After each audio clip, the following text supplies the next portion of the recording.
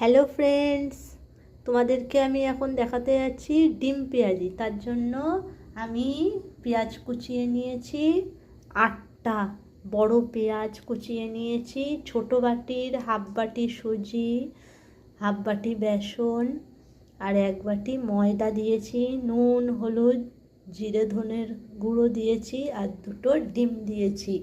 এবার আমি এটাকে অল্প করে জল দিয়ে থকথকে করে আমি মেখে নেব ভালো করে। এবার এটাকে আমি মেখে নেব।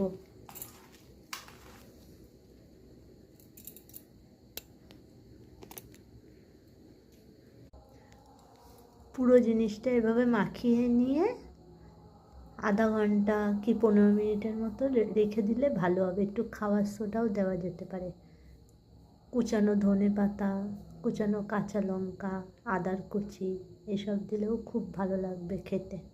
দেখতে থাকো।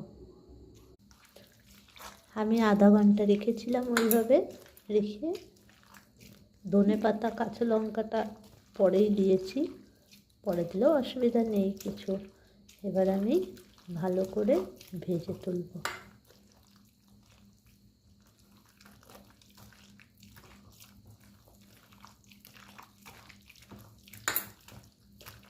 বড়ার আকারে ভাজবো আমি।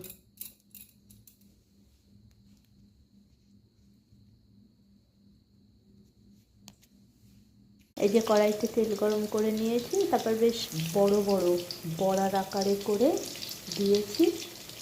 কটা কটা করে ভাজতে হবে, সব একবারে তো ভাজা যাবেই না, একটু লাল লাল করে ভেজে তুলব।